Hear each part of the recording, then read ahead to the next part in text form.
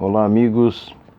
É um prazer estar mais uma vez em contato com todos vocês que nos dão o privilégio da sua companhia. Eu quero lembrar você, antes de começar no tema de hoje, vamos fazer um pouco mais resumido, para você já deixar o seu like e também clicar no sininho, faça sua inscrição e faça o seu comentário também, tá bom? Para que o canal possa crescer mais, ajude a divulgar. Bom, eu não gosto de deixar nada para trás, né? Então fiquei devendo aqui o consultor da Time Life naquela negociação com a Globo, ele que ficou de 1955 a 69 administrando as coisas aqui nos bastidores no Brasil e na América. Havia também, por parte da Time Life, interesse na Venezuela, na Argentina, coisas do gênero, e obviamente, principalmente no Brasil. O cidadão era o Dr. Joy Wallace, simplesmente Dr. Wallace, foi ele que então fez toda essa articulação, esteve à frente desse trabalho de 55 a 69. Outra coisa que falei aqui, e falo e daqui a pouco não concluo o assunto, porque são tantas coisas importantes, né, a falarmos. Um desenho que me deu 2 meses antes do final do ano, na conclusão do meu 2º grau, na educação artística, que me referi, está aqui ao lado da cristaleira na minha sala. E esse desenho, a professora pediu para fazer um tema livre, escolhesse o desenho que você quisesse. Eu peguei uma capinha de um gibi, história infantil, Capitão Átomo, e projetei com quase 1 metro ali. Uma hora, quem sabe, oportuna, eu posso até mostrar aqui. E foi por isso que a professora acabou me dando, olha, JP, por esse trabalho, se tu não quiser mais comparecer nesses 2 meses, tu não vai receber falta, está passado, tá bom? Mas um talento que Deus me deu, não estou falando isso, não pensem que quando me referir a essas coisas é por vaidade. Faço sempre a referência que isso são coisas magníficas que Deus nos dota. E também o nome do cidadão lá, na época do mensalão, que se referiu, depois de eu ter ouvido da boca do nosso... Meu nome é Enéas, o doutor Enéas, sobre o nióbio, foi o Marcos Valério, aquele que administrava as falcatruas do mensalão, tá legal? E o Colombo, por sua vez, esteve aqui no Brasil, ele que era, como já disse, italiano e trabalhava para a coroa britânica, o Reino Unido, Inglaterra, como queiram. Na época, esteve aqui portando no Brasil, depois falou-se então e ficou definido que ele descobriu a América em 1492. Mas ele esteve também aqui no Brasil e disse que era desinteressante. Era muita areia, se perder de vista, e muito mato. Não valeria a pena investir aqui. Muito bem. Também com relação ao Tratado de Tordesilhas, mas nós vamos ler aqui 7, vou ter que ler na íntegra, e você tire suas dúvidas, pesquise e tire as suas conclusões a respeito de algumas coisas que já falamos. Não sei se vou ter tempo para ler os 7 parágrafos que anotei aqui sobre as 7 mentiras sobre o Brasil que você sempre acreditou, certo? Se você tiver qualquer dúvida, vá, acesse o YouTube no Fatos Desconhecidos e coloque aí as 7 mentiras do Brasil e você vai tirar suas dúvidas, tá bom? Mas também quero falar um palavrão aqui. É verdade, vou dizer um palavrão. Vocês me permitem dizer um palavrão? Então vai lá. Pneumo ultramicroscópico silico vulcano coniótico. Palavrão, não é mesmo? A maior palavra do dicionário brasileiro, 46 letras tem essa palavra, e ela significa uma doença provocada, uma doença pulmonar gravíssima provocada pela cinza e pela fumaça dos vulcões, principalmente pela cinza.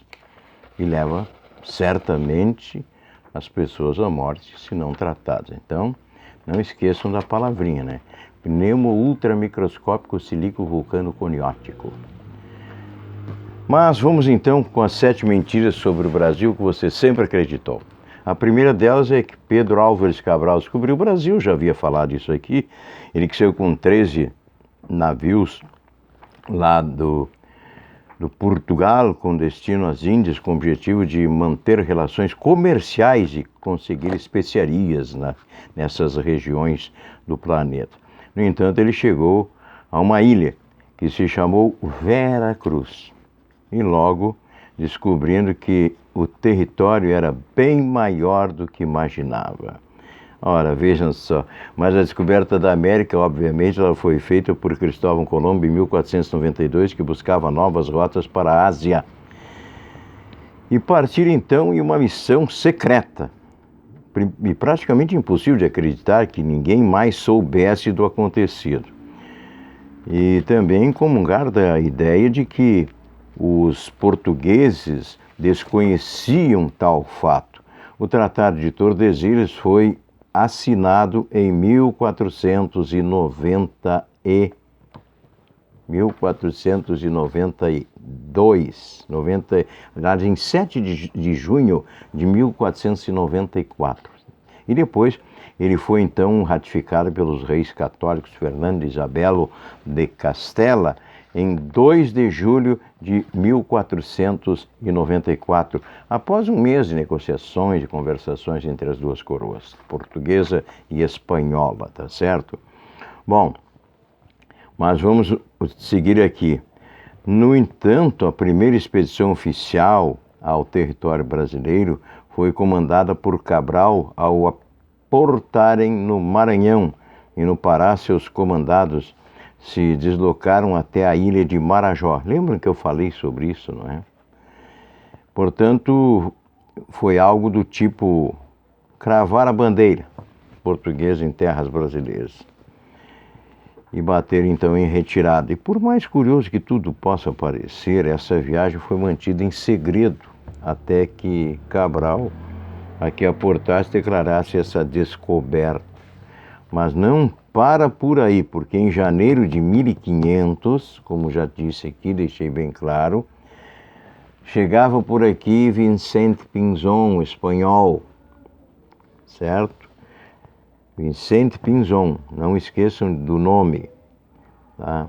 E com o Tratado de Tordesilhas ficava claro então que a coroa portuguesa é quem iria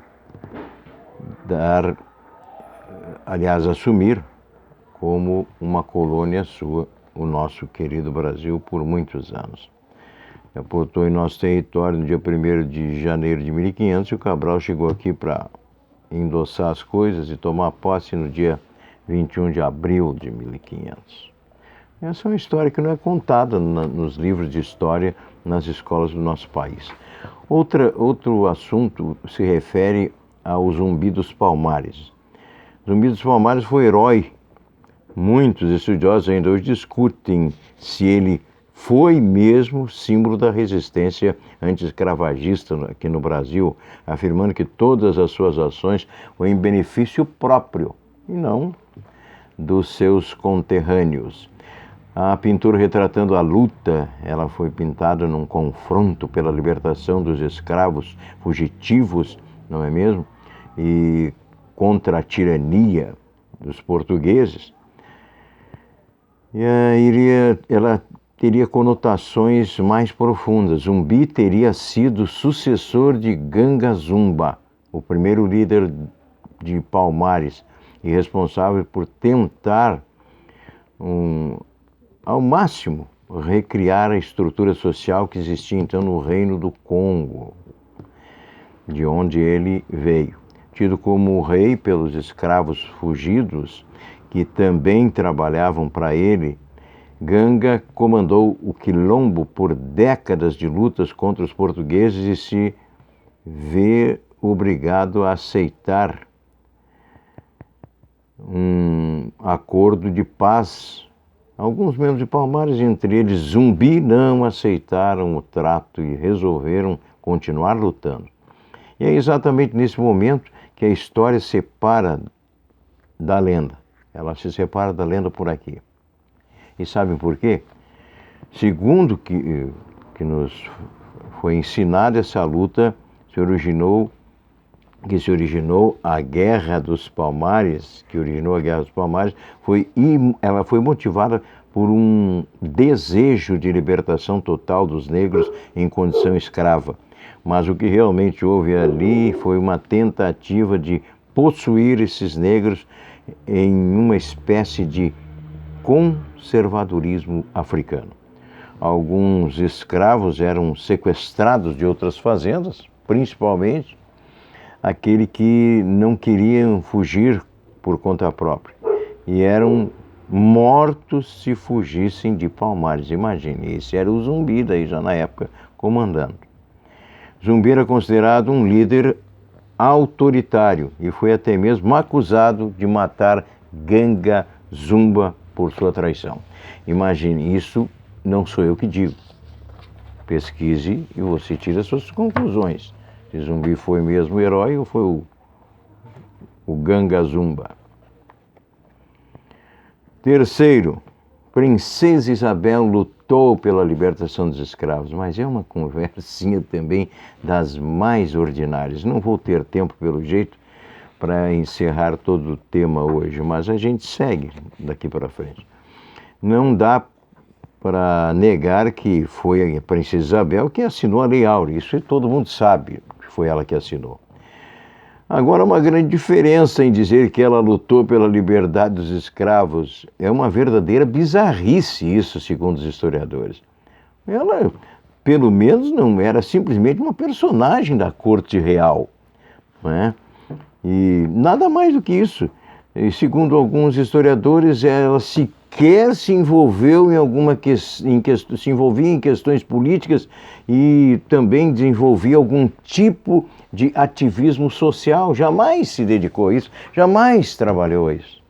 E muitos até hoje endeusam a Princesa Isabel, cumpriu apenas um ato político, ela assinou o documento. A oficialização da abolição foi resultado de um processo que vinha sendo trabalhado e desenvolvido já há algum tempo, em rápidas passadas e sofrendo fortes pressões de parte da coroa inglesa, isso desde o início do século XIX, para que os escravos fossem libertados do Brasil. Foi então somente uma questão de tempo para que o movimento abolicionista inglês encontrasse força também no nosso território. E aí houve a assinatura. Além disso, foi a Lei Eusébio de Queiroz impediu o tráfico de escravos para o país, o que diminuiu bruscamente o número de escravos e quebrou o sistema econômico vigente, já que havia mais negros livres do que escravos ou do que escravizados por aqui. E o trabalho assalariado de imigrantes já encontrava bastante espaço aqui no país. Ou seja, não é como se conta que a Princesa Isabel tivesse muitas opções não para assinar ou não essa Lei Áurea e dar a liberdade dos escravos. Havia essa pressão internacional, portanto.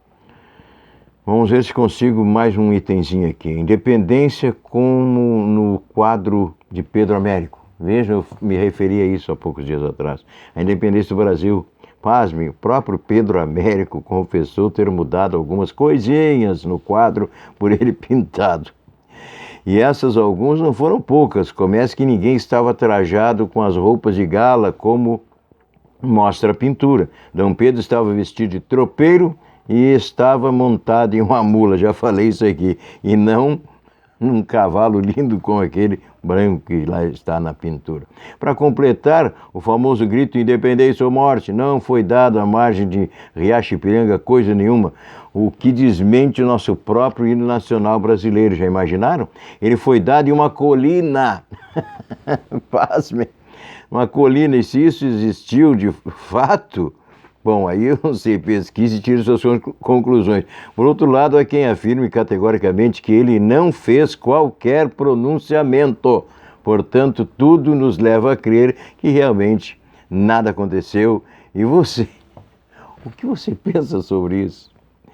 É uma barbaridade, não é mesmo? O que tentam fazer. Bom, eu quero falar ainda sobre as cores da bandeira que me referi aqui, também sobre o Aleijadinho, com mais detalhes, e sobre Tiradentes. vocês vão cair de costas com tudo isso. Mas não esqueça de deixar o seu like, de deixar o seu joinha, clicar no sininho e inscrever-se, ajudar a contribuir para o crescimento do nosso canal. Estou pensando seriamente, eu que não sou dado a essas coisas, eu já extingui Face, WhatsApp da minha vida e coisas do gênero, essas coisas todas para sair dessa bolha miserável de condicionamento, mas me sugeriram que eu me inscrevesse lá no Instagram, porque parece que há uma facilidade maior de acesso do que no YouTube para esse tipo de trabalho que estou desenvolvendo. Bem, quero agradecer a todos e até o próximo, se Deus assim nos permitir.